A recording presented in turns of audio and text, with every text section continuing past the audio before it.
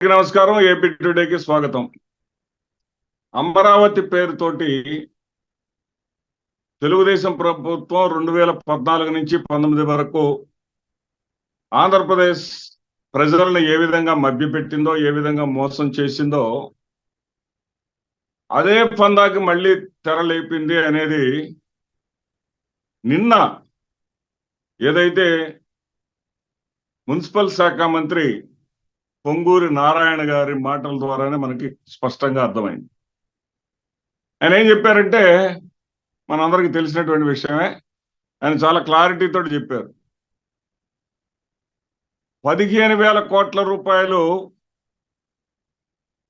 మరి కేంద్ర ప్రభుత్వం వరల్డ్ బ్యాంక్ లాంటి సంస్థల ద్వారా అప్పుగా ఇప్పిస్తానని అన్నది అని చెప్పారు. దానికి పెద్ద పెద్ద ప్రచారం చేసుకున్నారు. బ్రహ్మాండంగా అసలు తిరిగేలేదన్నట్టుగా ఆంధ్రప్రదేశ్ రాష్ట్రానికి సంబంధించి అమరావతి వెలిగిపోతున్నట్లుగా ప్రచారం చేశారు. సరే, ఇప్పుడు తాజాగా ఆయన చెప్పినటువంటి మాటల్లో ఏమని క్లారిటీ ఇచ్చాడు ఆయన? వరల్డ్ బ్యాంకు ఏదైతే అమరావతికి లోన్ ఇవ్వడానికి రిజెక్ట్ చేసింది అన్నారు. సరే, రిజెక్ట్ చేసింది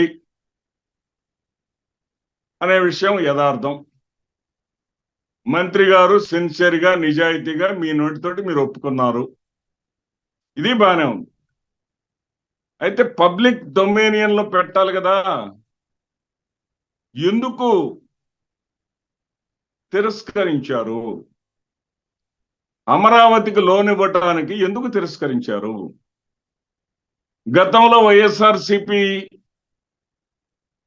ప్రభుత్వం ఉండగా లేదా వైఎస్ఆర్సిపి ప్రతిపక్షంలో ఉండగా వరల్డ్ బ్యాంక్కి ఏదో రాంగ్ రిపోర్ట్స్ అని ఇచ్చిందని చెప్పారు కదా. ఆ రాంగ్ రిపోర్ట్స్ అన్న తర్వాతనే కదా ఇప్పుడు మళ్ళా మీరు కూటమిలో భాగస్వామ్యమైనటువంటి భారతీయ జనతా పార్టీతో మీరు చేతులు కలిపిన తర్వాతే కదా ఇప్పుడు మరలా తాజాగా 15,000 కోట్లు ఇస్తామని చెప్పింది. ఆ 15,000 కోట్లు ఇవ్వకపోవటానికి కారణం ఏంటి? చంద్రబాబు నాయుడు గారు చెప్పాలి, నారాయణ గారు చెప్పాలి. ప్రజల్ని ఎంతకాలం ఈ రకంగా మభ్యపెడుతూ పోవటం అనేది సబబు కాదండి. మీరు రీజన్ చెప్పండి. మీరే ఒక మాట చెప్పారు, పొంగూరు నారాయణ గారు 11,43,000 క్యూసెక్కుల నీరు, వరద నీరు వచ్చింది. అయినప్పటికీ కూడా అమరావతికి ఏం జరగలేదు. అమరావతి మీద చేసేటటువంటి దుష్ప్రచారాన్ని నమ్మకండి. అమరావతి అనేది ముంపు ప్రాంతం కాదు. ఇదే విషయాన్ని 3,600 ప్లాట్స్ మేము నిర్మించాం,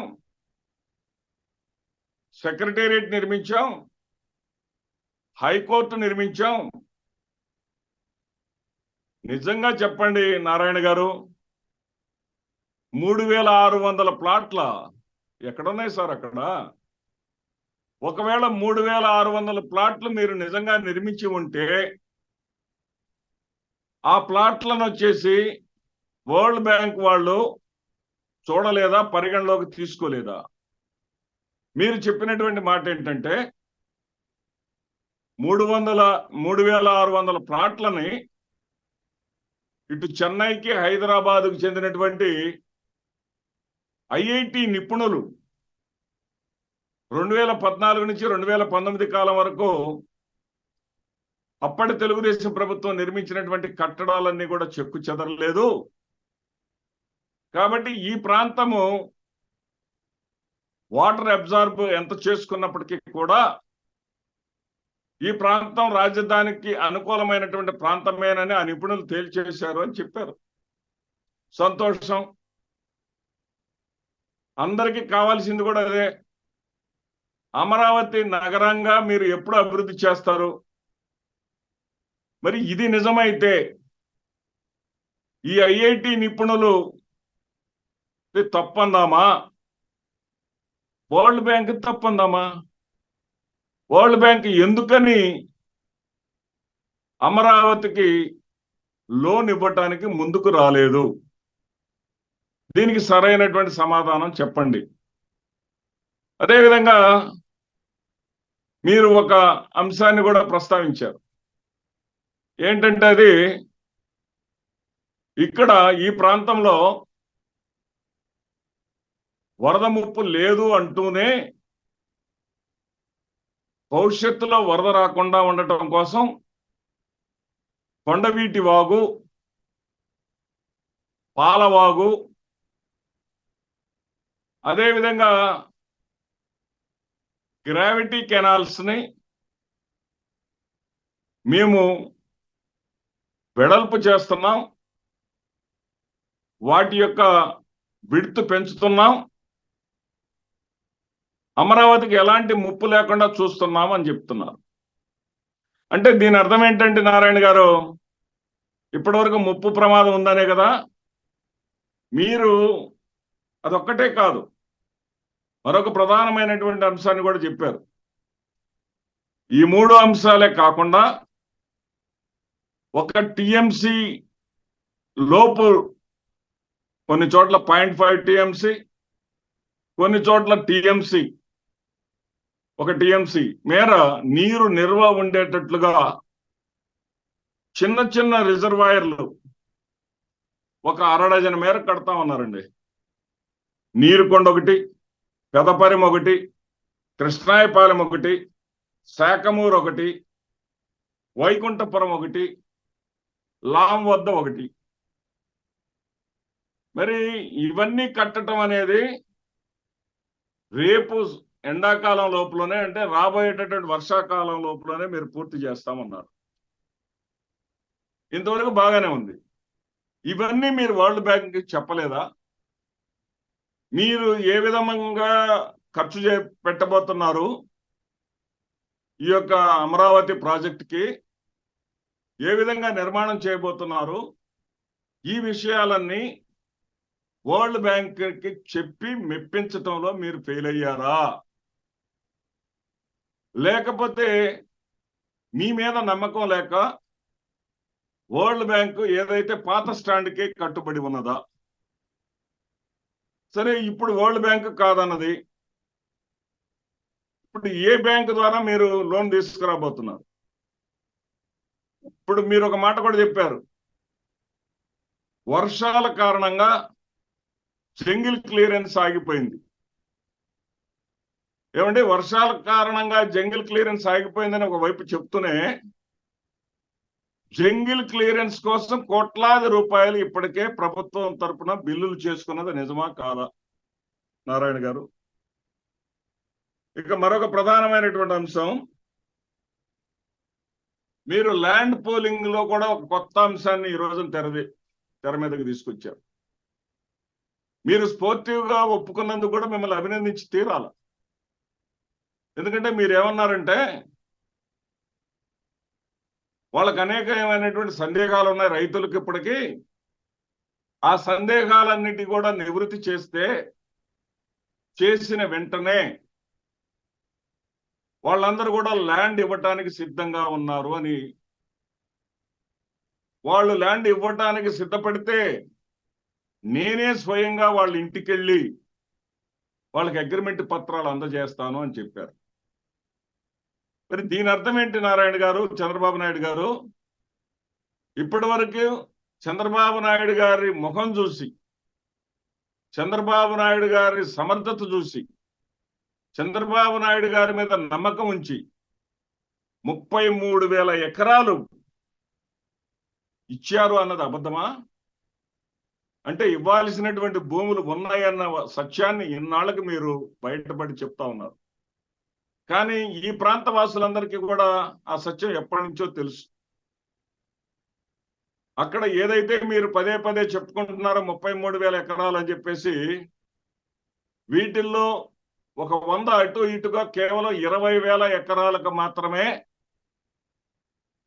రైతులు మీకు పూర్తిగా సంపూర్ణంగా అప్పచెప్పడం జరిగింది.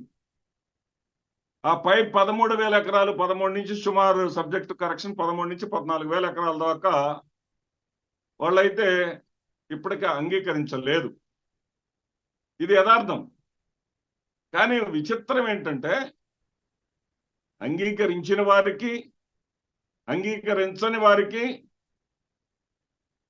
కౌలు అనేది ఈ 13 జిల్లాల నుంచి, అంటే ఉమ్మడి జిల్లాలు నేను చెప్పేది, ఇప్పుడున్నటువంటి 26 జిల్లాలు కాదు, 13 జిల్లాల నుంచి వాళ్ళ స్వేదాన్ని ఇక్కడ 29 గ్రామాల ప్రజలకు ఇప్పటికి మీరు 4,000 కోట్ల రూపాయలు ఇచ్చి ఉన్నారు. ఇది నిజమా కాదా?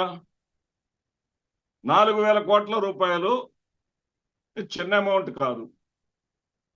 లేదు, మీరు ఏమైతే చెప్తా ఉన్నారో, మీరు నిజంగా 33,000 ఎకరాలు కానీ నిజంగా మీరు కానీ తీసుకొని ఉంటే, రైతులు మీకు స్వచ్ఛందంగా కానీ ఇచ్చి ఉంటే, ఆ 33,000 ఎకరాలకు గాను మీరు ఇస్తామందంటే ఒక ఎకరాకు సంబంధించి ఒక కమర్షియల్ ప్లాటు, ఒక రెసిడెన్షియల్ ప్లాటు మీరు ఇస్తామన్నది మీరన్న మాటలే. అంటే మీరు దాదాపుగా 64,709 ప్లాట్లు అప్పచెప్పారు. మరి 64,709 ప్లాట్లకు బదులుగా మీరు ఏం మాట చెప్తా ఉన్నారండి? 39,221 ప్లాట్లు ఇవ్వడానికి మీరు డిజైన్ చేశామని చెప్తా ఉన్నారు. మరి మిగిలిన 25,000 పైచిలుకు ప్లాట్లు ఏమైపోయినాయి? దీని లెక్క ఏంటి? దీని కథ ఏంటి? దీని కమామిషి ఏంటంటే ఇదే. ఆ 13 నుంచి 14,000 ఎకరాల వరకు ఇప్పటికీ కూడా రైతులు మీకు హ్యాండ్ ఓవర్ చేయలేదు. ఈ నగ్న సత్యాన్ని మీరు అంగీకరించారు.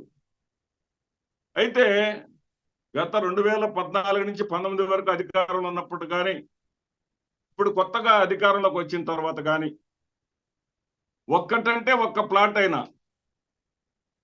అభివృద్ధి చేసి అంటే మార్కింగ్ చేసి, మీరేదో కంప్యూటర్లో చూపిస్తున్నారు మార్కింగ్ చేసి, అక్కడ అలా కాకుండా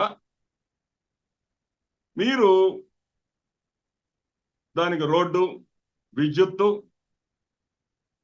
మరి అన్ని సౌకర్యాలతోటి ప్లాట్ అనేది ఒక్కటంటే ఒక్క ప్లాట్ అయినా ఇచ్చారా? ఒకవేళ ఇవ్వలేదనేది వాస్తవమే కదా. ఎందుకు ఇవ్వలేదు? ఎందుకు ఇవ్వలేకపోయారు? ఈ విషయాన్ని కూడా మీరు పబ్లిక్ డొమైన్ లో పెట్టండి. ఈ 2 విషయాలు చెప్పండి. నారాయణ గారు, మీరేమన్నారు? ముంపు కాదు అన్నారు. అంటూనే ముంపు కోసం ఒక 6 ప్రాజెక్టులు తీసుకొస్తా ఉంటున్నారు. 6 ప్రాంతాల్లో మీరు చెప్పేశారు. అదేవిధంగా లోను వరల్డ్ బ్యాంక్ ఇవ్వట్లేదు అని చెప్తున్నారు. ఎందుకు ఇవ్వట్లేదో వివరం మీరు చెప్పలేకపోతున్నారు. ఆ తర్వాత ప్లాట్లు అనేది ఎంతకాలం ఈ విధంగా కౌలు ఇచ్చుకుంటా పోతారండి? ఒకసారి వాళ్ళకి ప్లాట్ ఇచ్చేసి అలాట్ చేసి కమర్షియల్ ప్లాట్ గాను రెసిడెన్షియల్ ప్లాట్ ని అందజేస్తే, మీరు ప్రభుత్వం ఏదైతే హామీ ఇచ్చారో ఇచ్చినటువంటి హామీని నెరవేర్చినట్టు కదా. ఆ తర్వాత వాళ్ళకి ఈ కౌలు ఇవ్వాల్సినటువంటి అవసరం లేదు కదా. మీరు ఆ ప్రక్రియ మీద ఎందుకు దృష్టి పెట్టడం లేదు? అది చెయ్యలేదనే కదా జగన్మోహన్ రెడ్డి గారి ప్రభుత్వం మీద మీరు కోర్టుల ద్వారా విపరీతమైనటువంటి అడ్డంకులు సృష్టించి విపరీతమైనటువంటి ప్రచారం చేసింది. మరి ఇప్పుడు ఎందుకు మీరు చేయలేకపోతున్నారు? ఇవన్నీ కాదండి, అటు కేంద్ర ప్రభుత్వంలో కానివ్వండి, మరి ఈ రాష్ట్ర ప్రభుత్వం కానివ్వండి, అమరావతి సరిహద్దు, భౌగోళిక సరిహద్దు ఇది. ఇక్కడి నుంచి అమరావతి ఊరు నుంచి ఇక్కడ ఈ నీరుకొండ దాకా, లేకపోతే ఈ కాజా ప్లాజా దాకా, ఇట్లా ఏమన్నా హద్దులు ఏమన్నా ఇచ్చారా? హద్దులు ఏమన్నా ఇచ్చి గెజెట్ నోటిఫికేషన్ ఏమన్నా ఇచ్చారా? అమరావతి నగరం యొక్క హద్దులు ఇవి అని. ఎందుకు ఇవ్వలేకపోయారు సార్? ఎందుకు ఇవ్వలేకపోయారు? ఇక్కడ $1 మిలియన్ ప్రశ్నలండి ఇవన్నీ. ఇక్కడ మీకు సంబంధించినటువంటి, మీ కాలేజీలో ఉన్నటువంటి ఐఐటి విద్యార్థులను ఏమైనా తీసుకొచ్చి చెప్పించారా, లేకపోతే నిజంగానే చెన్నై, హైదరాబాద్ ఐఐటి నిపుణుల చేత చెప్పించారా? ఇక్కడ కన్స్ట్రక్షన్కి ఎలాంటి ఇబ్బంది లేదు, వాటర్ అబ్జర్వ్ అవ్వదు, నీటిని పీల్చుకునే గుణం లేదు, ఇక్కడ ఎక్కువ లోతులో పునాదులు తీయాల్సినటువంటి అవసరం లేదు అనే మాట చెప్పారు కదా. ఆ జ్ఞానం వరల్డ్ బ్యాంకుకి లేదా? ఆ జ్ఞానం ఎందుకని వరల్డ్ బ్యాంకుకి లేకుండా పోయింది? వరల్డ్ బ్యాంక్ ఆంధ్రప్రదేశ్ రాష్ట్రాన్ని ఎందుకు మోసం చేస్తుంది? ప్రజలకు మీరు వివరణ చెప్పాలి కదండి. ప్రజలకు వాస్తవాలు చెప్పండి. ఇంకా మీరు మోసం చేయొద్దు. చంద్రబాబు నాయుడు గారిని చూసి ఆయన మీద నమ్మకం ఉంచి 33,000 ఎకరాలు ఇచ్చారు అనేటటువంటి ఆ రోజుల్లో ఆ పచ్చపత్రికలు, ఈనాడు కావచ్చు, ఆంధ్ర జ్యోతి కావచ్చు, వాళ్ళలో జిల్లా టాబ్లైట్స్ లోనేమో రైతుల ఆందోళనలు, రైతుల నిరసనలు, రైతుల గొడవలు ఉండేవి. అదే మెయిన్ ఎడిషన్ లో మాత్రం చంద్రబాబు నాయుడు గారికి హారతలు ఇచ్చి కుంకుమ పెట్టేసి భూములు ఇస్తున్నట్టుగా వార్తలుండేవి. ఇలా ఎంతకాలం మభ్య పెడతారు? ఎంతకాలం మభ్య పెడతారు? వాస్తవాలు చెప్పండి. అమరావతికి ఎవరు కూడా వ్యతిరేకం కాదు. అమరావతి నిర్మాణ యోగ్యం అయితే మీరు చెప్పాల్సినటువంటి ప్రశ్నలు సమాధానాలు ఏంటంటే, అది నిర్మాణ యోగ్యమైనటువంటి ప్రాంతం అయితే వరల్డ్ బ్యాంకు లోన్ ఇవ్వనని ఎందుకు చెప్పింది? తన పాత స్టాండ్కే ఎందుకు కట్టుబడి ఉంది? రెండో అంశం, అది ముంపు ప్రాంతం అయితే, ముంపు ప్రాంతం కాకపోతే మీరు ఒక 6 రకాలైనటువంటి ప్రాజెక్టులను అమరావతికి ముంపు లేకుండా ఇప్పుడు కొత్తగా ఎందుకు తీసుకురావాల్సి వచ్చింది? మూడవది, చంద్రబాబు నాయుడు గారి దగ్గర 33,000 ఎకరాలు మొత్తం కూడా రైతులు సంతోషంగా ఇచ్చింది నిజమైతే, ఇప్పుడు మీరు మళ్ళీ రైతుల ఇంటి దగ్గరికి వెళ్ళి సంతోషంగా నేను అగ్రిమెంట్స్ ఇస్తాను, వాళ్ళ సందేహాలు నివృత్తి అయ్యి కానీ వాళ్ళు కానీ ఇస్తామంటే అని ఎందుకు అనాల్సి వచ్చింది? నాలుగవ ప్రశ్న, ఎందుకు అటు కేంద్రం కానీ ఇటు ఆంధ్రప్రదేశ్ ప్రభుత్వం కానీ గజెట్ నోటిఫికేషన్ లో అమరావతి రాజధాని ప్రస్తావన చేయకుండా కేవలము ఒక సెంటిమెంట్ ను మాత్రమే రగిల్చడానికి ఎందుకు పరిమితమైంది? ఈ 4 ప్రశ్నలకి సమాధానం చెప్పండి చంద్రబాబు నాయుడు గారు అండ్ నారాయణ గారు. నమస్కారం.